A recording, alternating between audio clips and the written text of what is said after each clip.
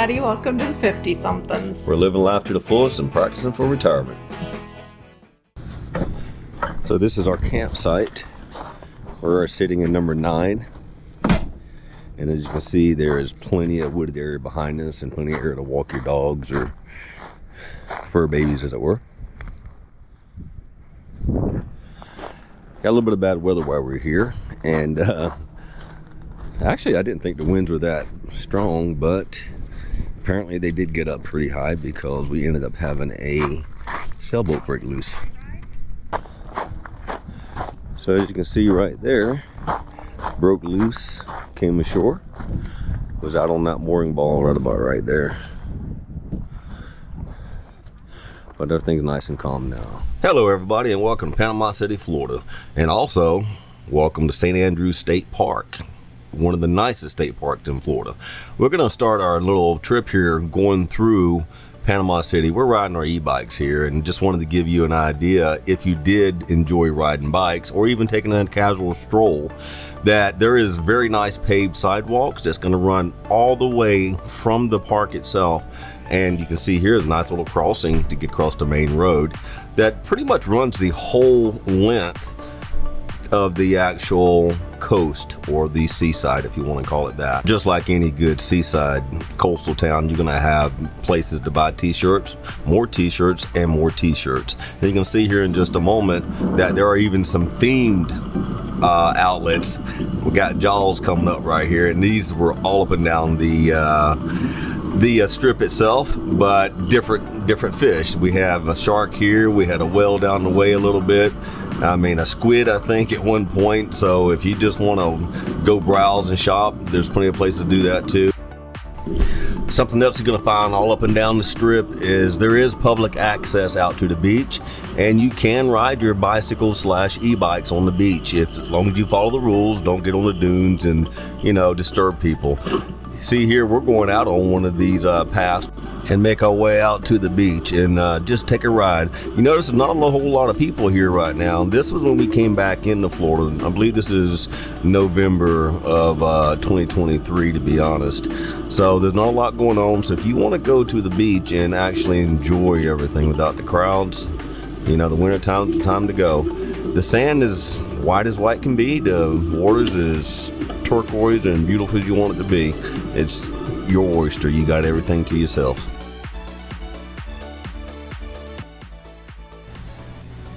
Once you go through the guard shack, you're going to enter the park, and there's actually a welcome area where you're going to register at, and there's actually a little museum. And as you see right here, there's a map of the area of the St.Andres State Park, and it's beautiful. You got the lagoon. You can ride on the beaches here also. As you walk in, the actual museum is in the front part of the building, and where you register at and pay your fees and get your parking permits and everything is actually in the back. So Laura and I took a few minutes and walked around, and it was it's really informative. Everything from the animals that are indigenous to the area to the type of shells that are there. I mean, you can see here they've obviously put a lot of time into this museum so that people can learn. And a lot of it is to teach you what not to do while we're out there. Of course, you don't want to disturb the natural habitat. Here's a example of all the fish in the area. I see a sheep's head there, very good eating fish. But all joking aside, it is designed to not only protect us, tell us what animals are going to be dangerous, but also for us to actually protect the environment so that the next generation is going to be able to enjoy all this also. I really enjoyed it. They do have classes, there's hikes, there are rangers that will take you out and actually give you a history of the area. Now, fishing is allowed in the park, and of course the locals come there to do fishing, to enjoy the park itself. And there's also scuba diving. I'll show you here in a little bit where you can do walk-in dives. Now, what we're looking at here is some of the I guess the larger animals, everything from this little black bear, deer, rattlesnake. I think there is some osprey eagles.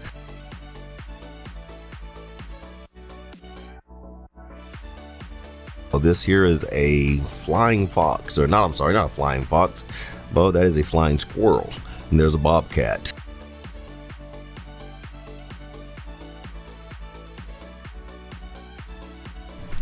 Now I will tell you, we didn't run across any of the rattlesnakes, but they are out there, nor did we see the bear, but we seen bear tracks. We did see a lot of deer though. They are not afraid of humans anymore, so they were walking all around our camper.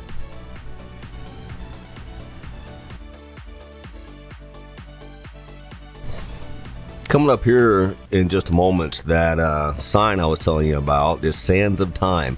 It goes from 1200 BC all the way up till now, telling you the history of that area, Florida, when Florida came into existence, and how things have changed. It was very interesting to read that. Take your time and walk through. I'm sure the kids will love it.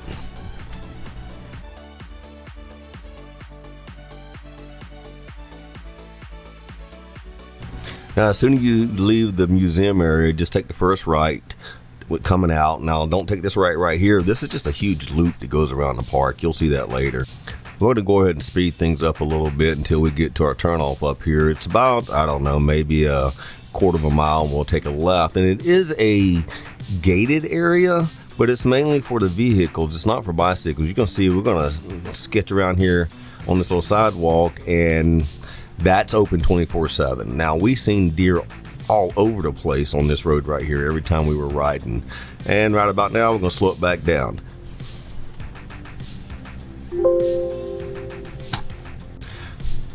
There's actually like 3 distinct areas for camping. You have the riverside, which is we're going on right now to the left, and I'm not gonna try to name every one of these camping areas. I'll point out with some arrows and you can pick up the numbering. Like, for example, right here we're coming up on number 100, I believe, and then 101, 102, so forth and so on. Now, as you can see, pretty much all the sites are the same length, very well kept, gravel. They have their standard picnic table, fire pit, but very well kept. There is a bike lane, and you also might notice that some of them, pretty much you got to park your vehicle beside your rig, and that tells you just how wide the actual pad is. The pads are very level. Didn't have any problems with mine whatsoever. So if you are in a fifth wheel like we were, and we're 35 feet, you're gonna, you've seen a picture of ours, or when we walked out, you'll notice that we did have to park our truck slightly to the side also. So this is the first area. Now we're fixing to cross over and go into, now this area is, you got more wooded area, you don't see the water as much, and most of the camp hosts are through here. I noticed that a lot of them are staying up in here on this area.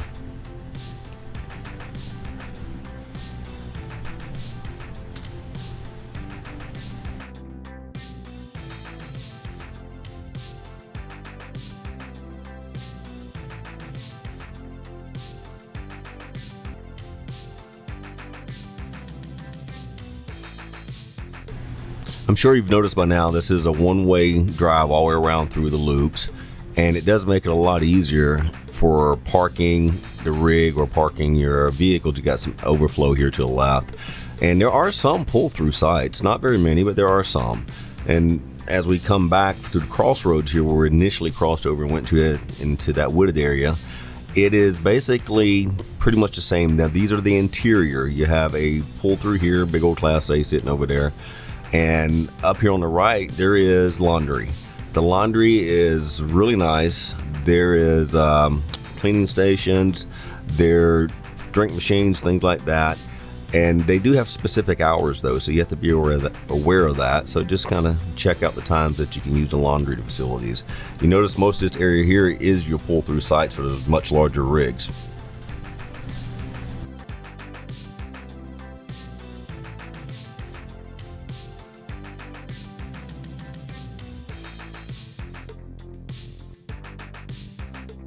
Now you notice when we're having to take a slight left, come back around, you have an interior section, and then you have a section on the water. Wide enough, obviously, you see us and a pickup truck going by. It's kind of a mixture. You don't really have a differential on the sites. You have tent campers that are in some very large sites, smaller rigs in large sites, and big rigs that are you know, in a site that you wish you had a little bit more room. Here we are coming up on our rig, and you'll notice that we are slightly parked on the right side of the rig itself, right here on the right. But there's plenty of room, there really is, not a big deal at all. Now as you come up here, you're going to Y off a little bit, and it is one way, so you keep going to the right. And there's actually a area, in a commons area in the middle here. We have some glamping tents. Didn't get a chance to go in there, they were pretty busy. We did kind of get as much footage as we could, but that seems to be the thing now. Everybody's got the glamping tents. I believe they even had air conditioning, I'm not sure. So off to the left here is a gathering area where the rangers are going to give courses and everything and classes of the area, and also a playground. You notice there's a lot of rain. We had some weather while we were there.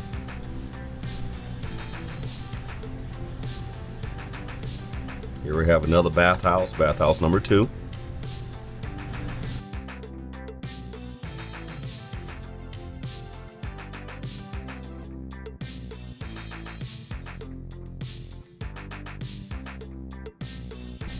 Now from this point, we're kind of leaving the area where most of the rigs are located. There's 1 or 2 spots down here, and we're going to go into some pathways and everything that you can ride your bikes on.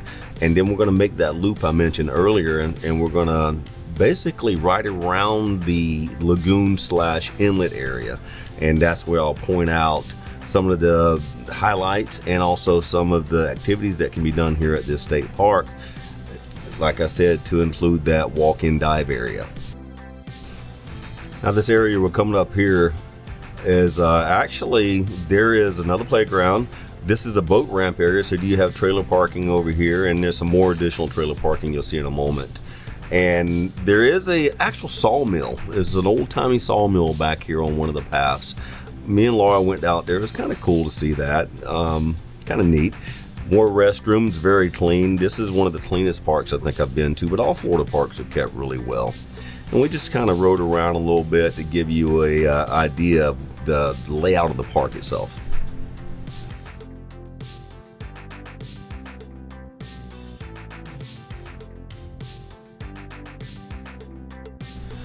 Now coming up here on the left is an actual store. You can rent bicycles, you can rent golf carts, which a lot of people I did notice was riding those golf carts and those rental bikes. And it's got all the necessities. You know, you can get firewood, you pick up your ice and the things you want to have around a campfire. This little pull off here to the left was kind of unique. There's gators in there, so be aware of it, but it's a good viewing point for them. But there's also some really neat trails back there.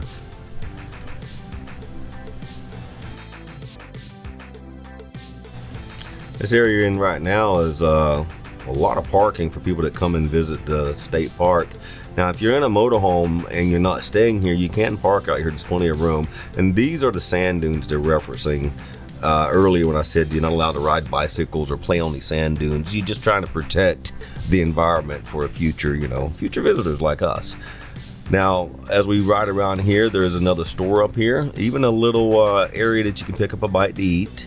You know, it wasn't open when we were there, but you can also rent kayaks and things like that to go into the lagoon.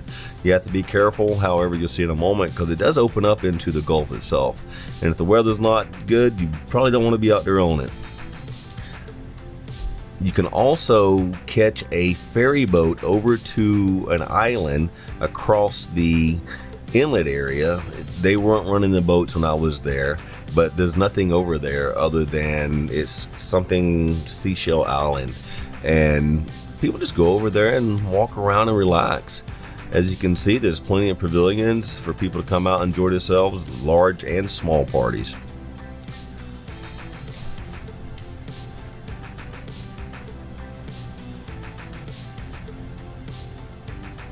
I did ask the rangers about riding e-bikes on these sidewalks and everything, and they said it's perfectly fine. Just be courteous if anyone's walking. Now, this is also the area where you can do the walk-in dives. I believe Laura and I got some footage of a few divers out there. It was a little chilly. Like I said, I think this was November, December time frame. But look at this view right here. I mean, oh my God, right? Here's the lagoon. You have the jetty out there, the rocks that are keeping the lagoon area nice and calm. And this hard packed white sand is just amazing. Whether you're walking it, whether you're on the bikes, Laura and I just had an awesome time. And just so you know, you can actually take the beach all the way up through and onto the Panama City beach coastline if you wanted to. We actually, earlier you noticed we rode through town, then jumped on the beach and came back a little bit. But isn't this view just absolutely amazing? And it gets better here in a moment.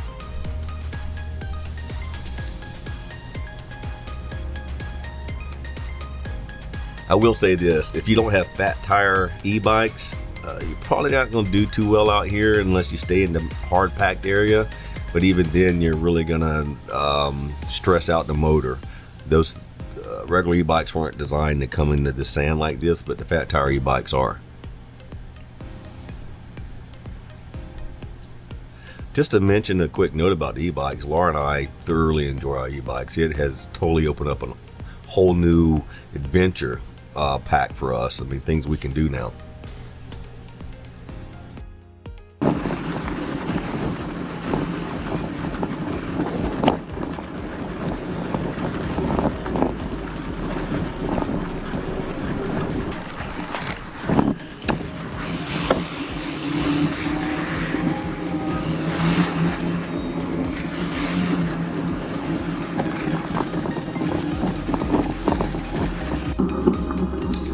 So here we are leaving the parking lot over there at the Jetty store in the lagoon area, and we're going to take a left this time. Remember earlier when we were leaving the museum area, I said don't take the first right, it's just a giant loop around the park itself. Well, I'm going to speed things up a little bit and get us on back over to the camping area, and I'm going to put a slideshow here at the end just to give you some photos of the wildlife and just some of the areas that we walked around, and also of those walk-in dives I was talking about. There was 2 or 3 scuba divers out there in that cold water. I don't know how they do it. I am a fair weather kind of diver. Hope you enjoyed the video. Hope you come visit state of Florida. Come visit St. Andres. You will not actually regret it, and it is very quiet and very relaxing, especially considering you're in one of the coastal towns that is, you know, known all over the US as a party town, Panama City. So it's amazing that they have kept this little piece of paradise, and they're going to maintain it. You see that deer right there, by the way? Well, if you made it this far, I guess we did something right. Hope you enjoyed the slideshow. It truly is a beautiful place. If you have plans to come to Florida, Panama City, whether you're camping or just visiting, you might want to check this one out.